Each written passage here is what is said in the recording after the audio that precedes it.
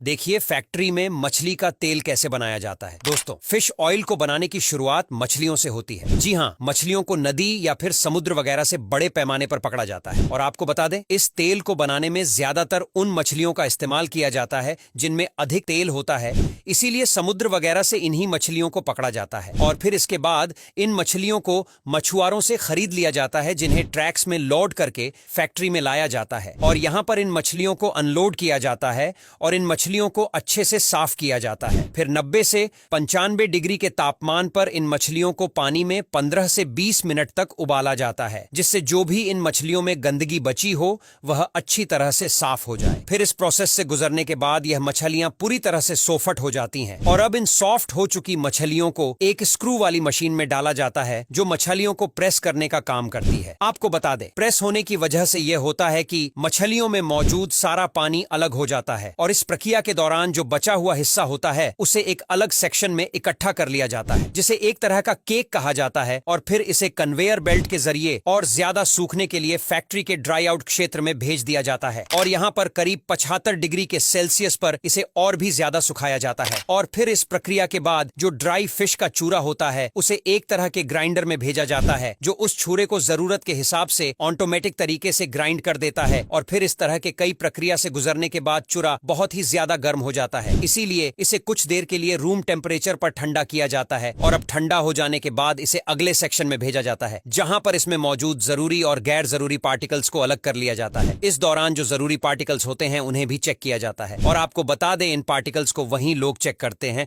जो बहुत ही ज्यादा अनुभवी और जिम्मेदार लोग होते हैं। बता दें, चेकअप के दौरान छोटी मोटी कमियों को भी बहुत ही सीरियसली लिया जाता है और प्रोडक्शन के दौरान ही सामी कमियों को तुरंत दुरुस्त कर लिया जाता है। और अब बारी आती है उस लिक्विड की, जिसे शुरुआत में प्रेसिंग मशीन के द्वारा अलग किया गया था। अब इस लिक्विड को अच्छी तरह से फिल्टर किया जाता है, जिससे इसमें मौजूद सॉलिड पार्टिकल्स अच्छी तरीके से निकल जाए। फिर इसके बाद इस लिक्विड को गर्म टैंक में और एक सेंट्रीफ्यूज टैंक में भेज दिया जाता है, जहां इस लिक्विड में से प्रोटीन, वाटर और तेल को अलग कर लिया जाता है। और अब इस प्रक्रिया के बाद जो सैल्यूवल हमारे पास बचता है उसमें 35 से लेकर 40% प्रोटीन होता है। और अब इसके बाद तेल को एनकैप्सुलेशन एरिया में भेज दिया जाता है, जहां पर जेम्स से बने कैप्सूल को तैयार किया जाता है और उसे एक खास तरह के लिक्विड में नहलाया जाता है, जो सॉफ्ट जेल की बनती है। हालांकि पहले सॉफ्ट जेल काफी ज्यादा ढीली होती है, लेकिन इसमें लगा तेल जब धीरे धीरे रिमूव होता है तो वह हार्ड होता चला जाता और फिर इन कैप्सूल को उठाकर अच्छे खासे वक्त के लिए सूखने के लिए छोड़ दिया जाता है। उसके बाद इन कैप्सूल्स को काउंट करने के साथ साथ उनकी क्वालिटी भी चेक की जाती है। और आपको बता दें, फैक्ट्रीज में लगभग हर दिन 50 मिलियन फिश ऑयल कैप्सूल बनाए जाते हैं। और फिर क्वालिटी चेक होने के बाद फिश ऑयल को ग्रेड के हिसाब से नाप दिया जाता है, जैसे refined fish oil, glue fish oil. और अब अंत में बारी आती है कैप्सूल्स को बोतल में पैक करने की। इसमें लेवल लगी बोतल को एक कन्वेयर के जरिए न्यू जेल के नीचे लाया जाता है, जहां पर कैप्सूल बोतल में गिरते जाते हैं और बोतल पैक होती जाती है। अब यहां तक वीडियो देख ली है तो फिर वीडियो को लाइक और शेयर करना बिल्कुल भी मत भूलना।